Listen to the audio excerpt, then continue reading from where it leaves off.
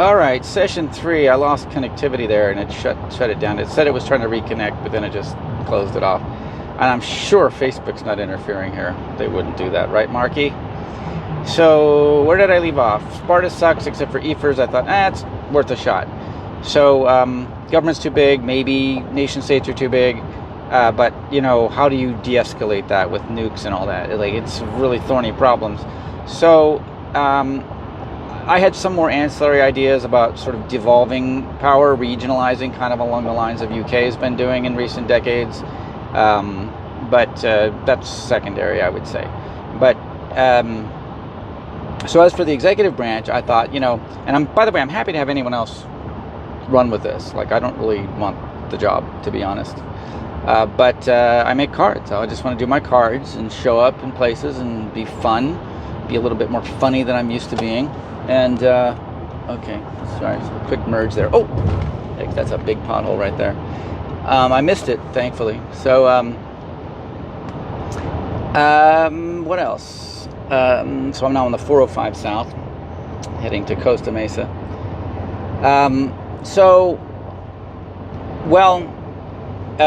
Lost my train of thought. Okay, fine. So let's set all that aside and say, what was I saying that I would do? I would shake things up further to try to get a more responsive government and less unitary executive BS. No thanks to you, Mr. Cheney. Thanks for being with Liz now, but you're a war criminal. And, but you know what? Yeah, I mean, frankly, yeah, let's just move on. So, okay. So first of all, I would say that the VP position is dopey for the most part. Cheney, of course, made the most you can make of it. Biden actually did quite a lot more, he did. Kamala Harris, not as much, and that's probably, I'm not saying she didn't do anything, but I don't know, really. It wasn't in the news. So, maybe that's just misogyny of the news. Whatever, fine, who cares?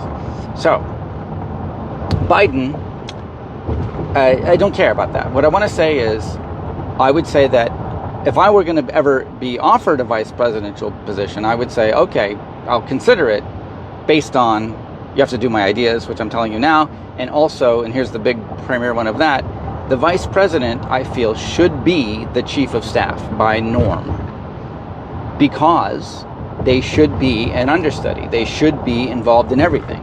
And, they should be in the thick of it. They should be the gatekeeper to the president. They should be the day-to-day, really, like the COO. And, the president could be some mix of, they could both have sort of mixed the presidential role. The actual elected president, more like the chairman/president or CEO/chairman. And the VP is more like in a company would be, president under the CEO/COO. That's my vision for that.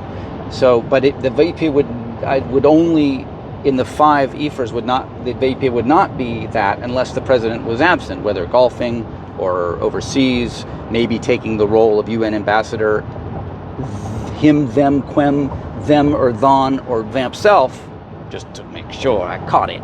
No, I'm sure I missed way many, and I'm going to be sued. It's cool, man. I'll take it.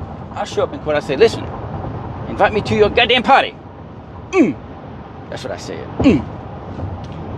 I can be funny when I want to be. But you have to have some appetite for the outre, as I'm getting a little too loose now. I'm just going to zip it in and say, here's what it is. So the VP is like the president of the meeting, like the chair, like the parliamentarian of the EFers, basically, okay, and the chief of staff of the EFers / the president. And the EFers, which is a Spartan term for basically 5 co-equal presidents, basically, I would say that it makes a lot of sense that would be basically the Secretary of State, the Secretary of Defense, which I would probably collapse with the chairman of the Joint Chiefs of Staff. Ignorant as I may be, that's what I would do. What else? So the military head, the diplomacy head, what was the other ones? Oh, Attorney General, obviously, right? Attorney General, that's 3. The President is, well, 1st or 4th, as I'm listing it here. And the last one, I would make the, I forget how I did this, but essentially, I took all the other cabinet positions and created this position, the 5th Ephor, as something like almost like a, kind of like a prime minister, but the Speaker of the House is also kind of that. So, what was it going to be? I think it was Interior. So, like, they have Home Secretary in England, or, you know, I would probably collapse that with Homeland Security, maybe not, I don't know. But really, it's all the other departments under, I would put under Interior, because that makes sense. And the succession rules are baked in. You know, I would respect constitutional amendments to try to, if anybody wants to change the rules of succession of which cabinet post. But this makes to me the most sense, that these would function as a 5, you know, and it should be not a quota, but, you know, it should not be all Caucasoid men in perpetuity. Let's just stipulate that, shall we?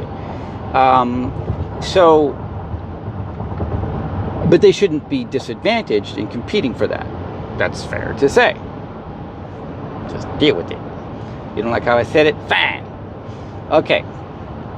So, yeah, so under Interior, well, there would be a huge mandate to enforce treaties, especially the ones that are, you know, where the United States reneged on. However, being a person familiar with contracts, many of those were coerced surrenders, basically.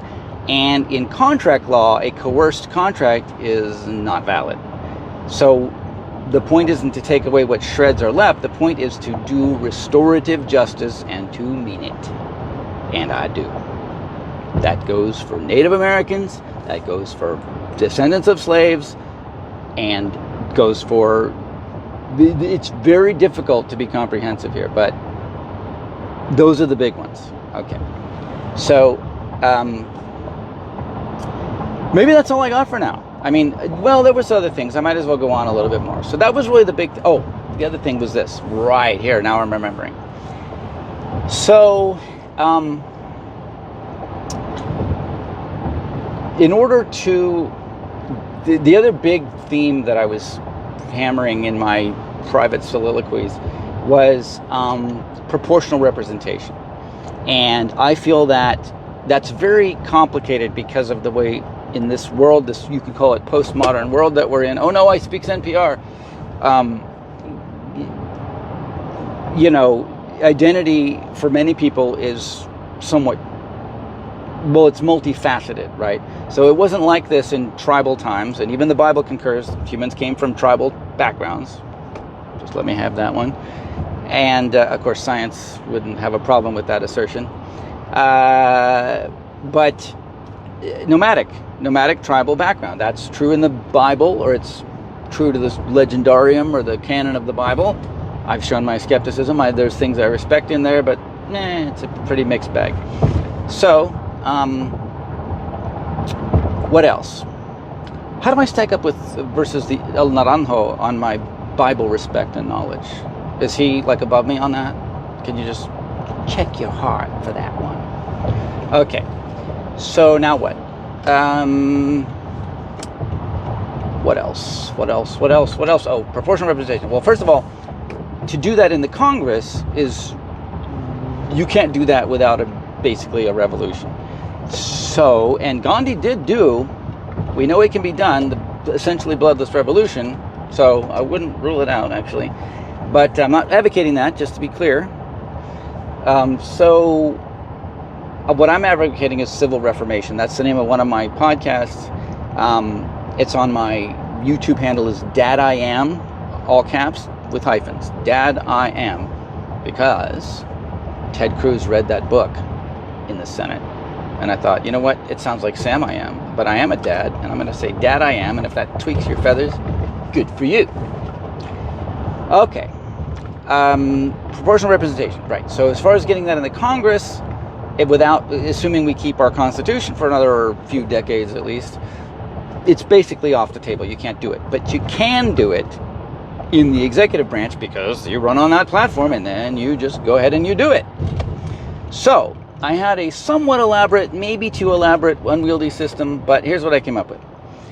I wanted to, if you want to put it playfully, weaponize the national academies as more involved in governance and in sort of fact-finding roles in a way that's parliamentary, basically, but with some form of credentials that's meritocratically based, kind of, maybe you could say more based on peer-reviewed publishing success than it is on actual degrees.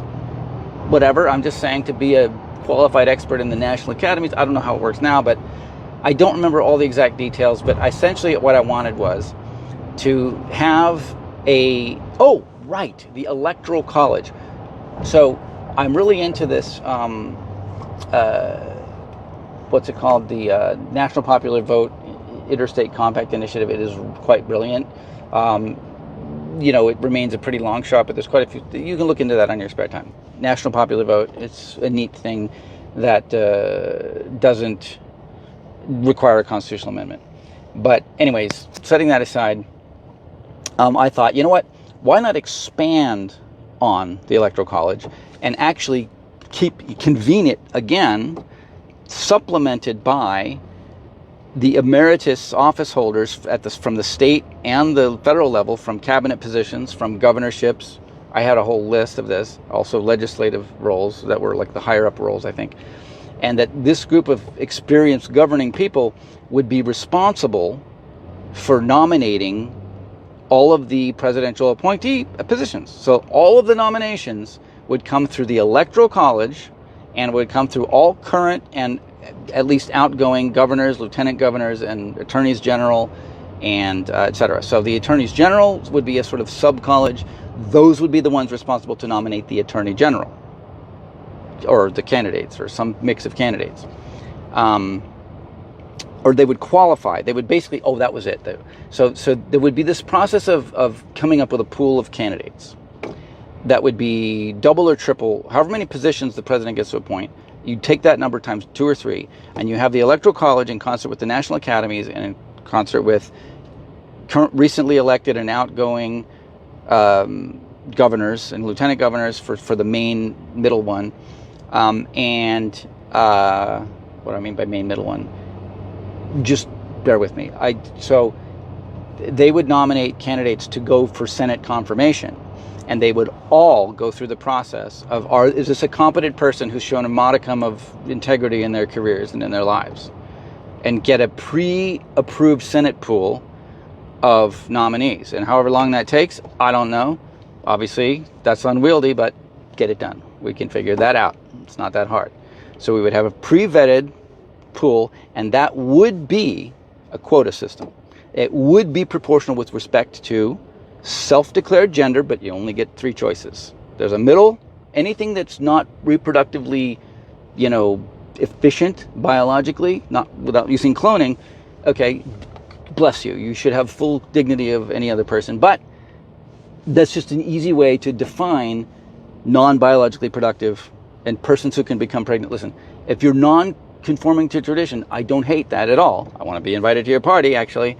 But I feel that human society, human brains, human languages can probably accommodate a third gender that has full dignity of any other gender, but really it's 3, I think, is kind of the max. So deal with it. You can have all the subcategories you want, but for political purposes, you're a dude, you're a lady, or you're a beloved others, or whatever term is most nice for everybody. Have that one, but it's only one. So, and you're Mr. It's Mr. There's a bunch of Mrs., right? There's Mrs., there's Ms., there's Miss. Well, there's MX, and I call it Mejter. And I'm just going to lead the way, and I've already taken that for myself. It is on the Federal Election Commission list of candidates from the last cycle. You can see I put the Reverend because I am a longtime ordained minister of the Universal Life Church. Not a joke to me. It never was a joke to me. But I will readily admit that's a thin credential. But upon that credential, I'm a reverend. I'm a Reverend Mejter, MX, because I identify phenotypically at minimum as an XX male, fertile. I'm a Jik. Get it? It's fun. It's fun to say. So the first X sounds like a J, and the last one sounds like a K, and there's plenty of phonetic precedent for both of those, so I'm a Jik, MX. Because I'm right at the border between, you know, male and, you know, hermaphroditic, basically, or intersex, call it like that. But I'm a fertile male. I dig chicks, and that's kind of that. But if you want the receipts, you're going to have to buy me some dinner. I'm saying it loud and proud in public. Is it a political ploy and shameless pandering? Yes. But not only that, I do have the receipts. So, let's move on from that. Anyway, proportional representation with respect to gender, you get 3 choices. And I don't think the proportions is 30-30-30. Sometimes I thought, I should force it into 30-30-30 because there'll be a ranking, and it'll just be like grading on a curve. It's like you're either in that third, or the middle third. Maybe that's down the line, but I'm saying, like, whatever the percentages these days. They used to say 10% roughly that we called gay in college, and of course we were slightly aware of other categories, but really sorry to tell you all the academics, there is a social contagion effect. No hating on that, because I believe in self-definition. I believe in self-evolution. And you think you want to be offended because I said, you know, that it's a choice and not absolutely, that's definitely what you are. You're free to believe that. I'm not persuaded that in every case that's true. So, you want to hate on that? Have it. Okay, so what else? Okay, proportional representation with respect to gender would be handled by one nominating body. The proportional representation with respect to singular political affiliation, which I would be inclined as a kludge to say it's 3 choices as well. You're a Democrat, you're a Republican, or you're third party movement. If you're third party movement, you get proportional, it's by presidential candidate fiat. Or if you're elected, of course, then it could be a prefigured executive order or the oath that you require for people to be in your list or something.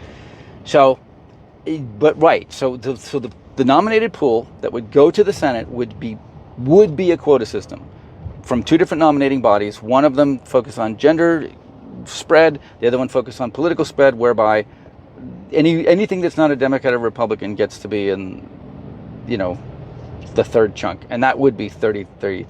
That, in fact, the third party movement would get 34%. The other 2 would get 33 because I said so. All right, what else? Let's see.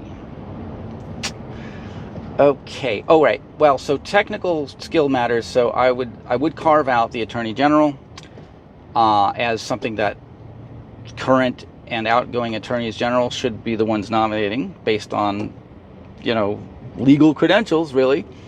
The other one was the military head. This is a little dicey, but I would say that the military brass of whatever level,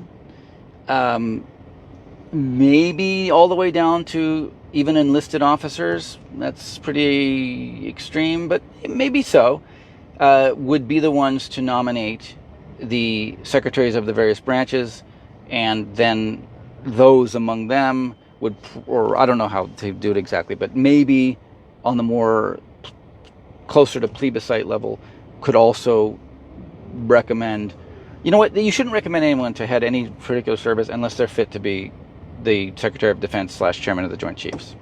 So, all right, so we don't have to overcomplicate that as many steps.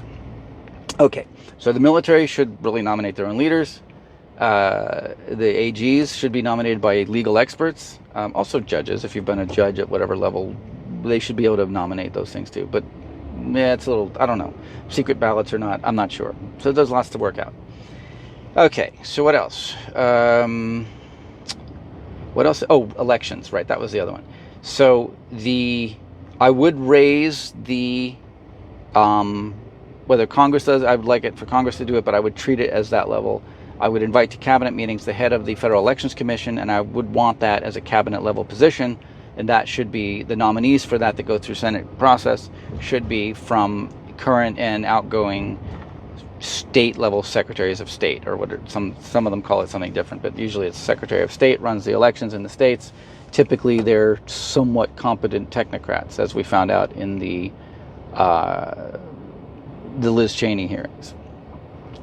Sorry, Chairman, it was the Liz Cheney hearings. So it's just shorthand. What else? So right. So technical expertise matters. Those, I'm pretty sure those are the three positions that I thought really people that know the job or know enough about the domain should be the ones nominating those. We should have more than we need of candidates go through Senate confirmation. And then from that pool, there is absolutely no, like the whole proportional thing is, it was quota for that point to have a talent pool. And it is a badge of honor to get into that pool. It would be public. And you can opt out, of course, but then after that, it becomes the president can put whoever he wants. I forgot. There's another level. That body of nominees that have gone through the Senate then becomes augmented to the Electoral College, and they work out in caucus faction amongst themselves who gets what cabinet position, apart from AG, head of the military, and head of elections. Neat, isn't it? It sounds Byzantine and terrible, but I like it, and I'm gonna do it in my imagination.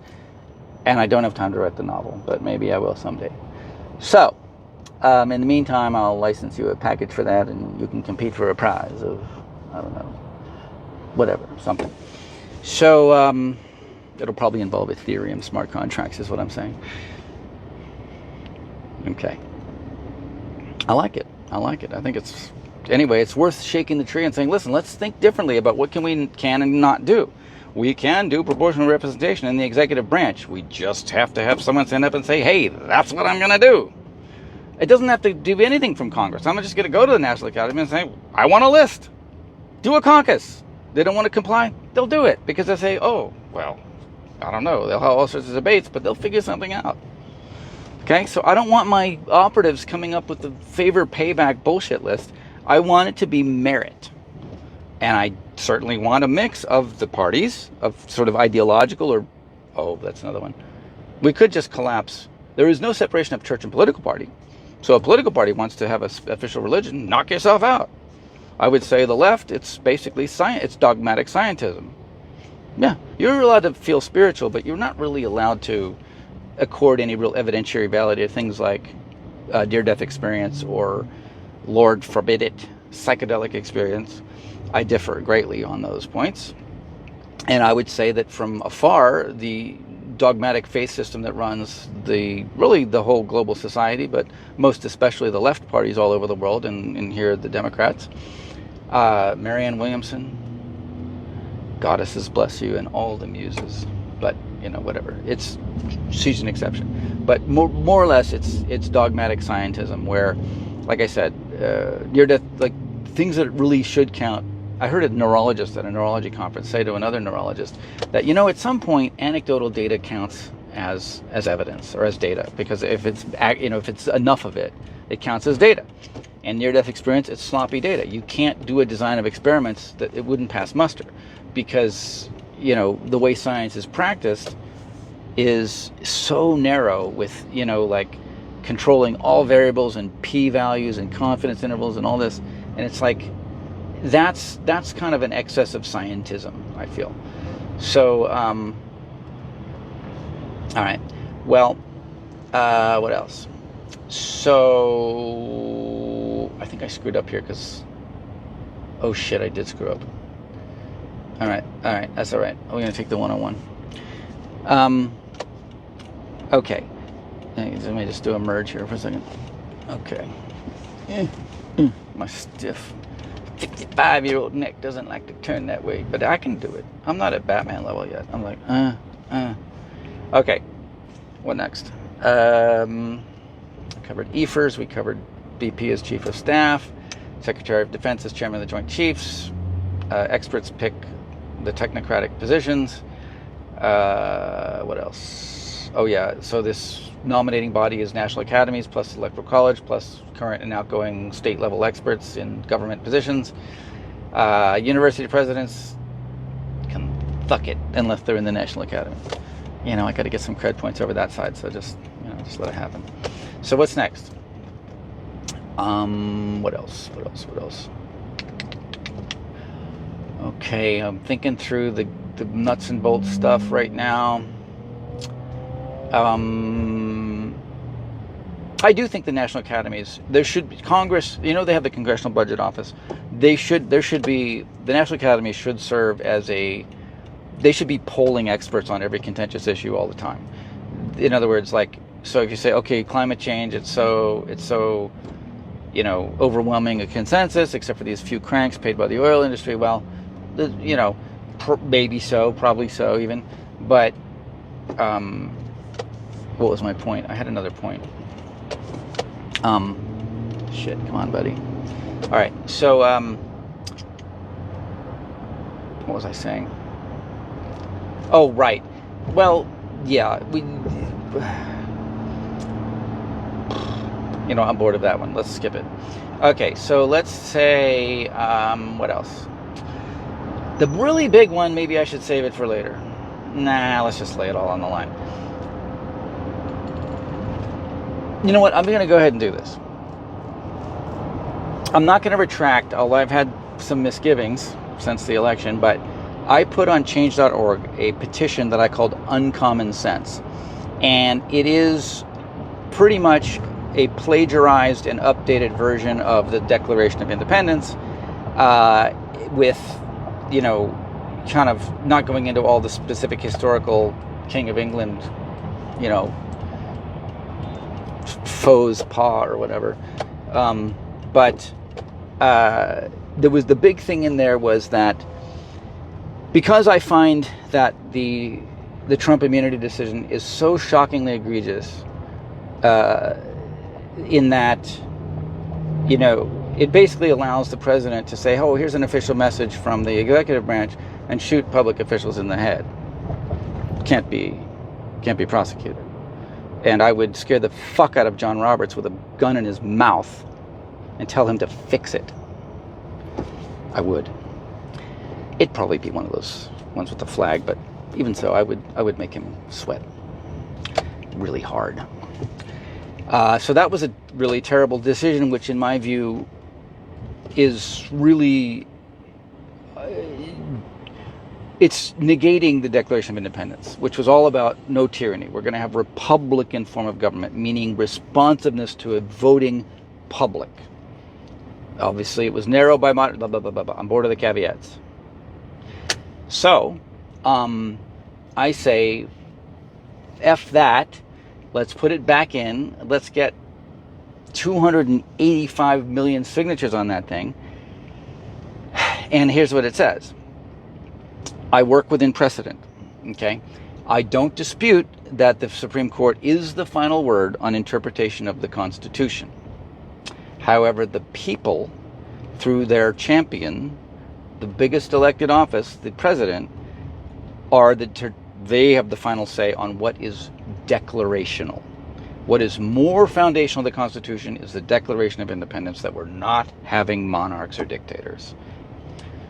However, to then instigate a process that is an orderly process, I would say that there should be a clade of executive orders that are basically, the president can nullify the Supreme Court. But it's temporary. This triggers a plebiscite, a national popular plebiscite on whether you agree with the president or whether you agree with the Supreme Court. So, and here's my most proud, clever mechanism. Well, that election would not be run by the states. It would be run by the Federal Election Commission, cabinet level position. It would be secure. There would be voter ID, and passports are free. It's not that hard. Is a soft target regardless of the lack of a problem or data on the problem. Passports are free, or passport cards are free, and you have to show it at the polls. That does make sense. And you know what? Mail-in is fine as long as, you have a photocopy or whatever of or some sort of it's techie. It doesn't matter. It can easily be done for mail as well. But you have to prove who you are. It does make sense. Everybody gets a passport for free. Doesn't cost that much. It's such an obvious, easy thing to do. So, great. So what was I getting at then? Oh, right. Right. So the plebiscite. So the president comes and says, this certain Supreme Court decision is garbage, and then it has to go to a plebiscite within reasonable, practicable time, whatever that is. It's probably 90 days from inauguration. Figure it out. Get it done. We'll do it on Wikipedia and Reddit if we have to. It's good enough. Shit's falling apart. We have to patch it back together. If it's duct tape, it's duct tape. All right. Okay. So if this is pretty much has to be binary. So I'm not trying to go to full direct democracy because I don't think that's workable at a large scale. But we need an element of it because the Supreme Court is completely maverick, giving the president carte blanche to do anything. They have a little mealy-mouthed caveat of trying to pretend it's not an absolute, but it's bullshit. It's crap. It's the worst decision ever made in the history of Republican forms of government. It stinks, John Roberts, and I will make you very uncomfortable. Mainly you. Okay, Gorsuch can't take it. We know this. Okay. I'll slap Alito on the way out. What else? Oh, right. So the president says, there's still some terrible ones on the books. For instance, states are allowed to forcibly sterilize people that are developmentally disabled. That's not done, but it's not federally constitutionally illegal because the decision allowing that was never reversed. So that one's an easy test case. Throw it out.